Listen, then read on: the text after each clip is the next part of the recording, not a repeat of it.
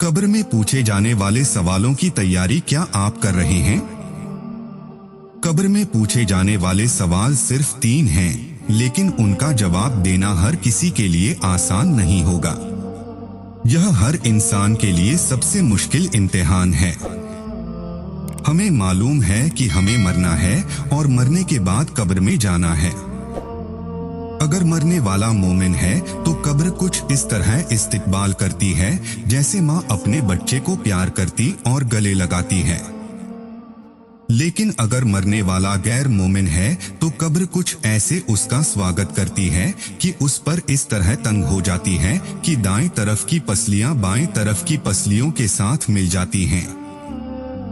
इसके बाद दोनों फरिश्ते जिनका नाम मुनकर और नकीर है, ये फरिश्ते न तो इंसानों की तरह हैं और न ही दूसरे फरिश्तों की तरह। ये मोमिनों के लिए खुशखबरी जबकि गैर मोमिन के लिए बुरी खबर बनकर आएंगे।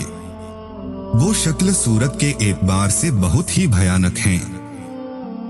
वे मैयत के पास आते हैं और उससे 3 सवाल पूछेंगे। 1, मन रब्बुका, तुम्हारा रब कौन है? यानी क्या तुमने उसी एक खुदा की इबादत की जिसने तुम्हें पैदा किया? ऐसा तो नहीं कि तुमने अपनी तरफ से अलग अलग खुदा बना लिए और उनको पूजना शुरू कर दिया। 2, मा दीनुका, तुम्हारा दीन क्या है? दीन का मतलब है जिंदगी गुजरने का तरीका। इस सवाल में पूछा जाएगा कि तुमने उस एक खुदा के भेजे हुए दीन को मानते और अमल करते थे या गैरों के बनाए हुए दीन और तरीकों पर अमल करते रहे यहाँ तक कि तुम्हारी मौत आ गई। 3, मा कुंत तकुलु फी हाज़र रजुल, तुम इस शख्स के बारे में क्या कहते हो? फिर मोहम्मद दिखाई देंगे। नबी को दिखाया जाएगा और पूछा जाएगा कि क्या इनको जानते हो? अगर वो नबी को हक जानता और मानता होगा और उनके लाए हुए दीन पर अमल करता होगा तो पहचान लेगा। अगर मैयत मोमिन नहीं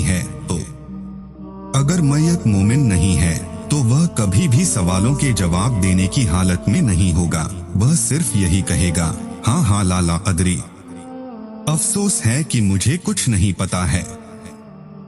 फिर कब्र में दोज़ख के दरवाजे खोल दिए जाएंगे और फिर उसका अजाब उस पर मुसल्लत कर दिया जाएगा अगर मैयत मोमिन है।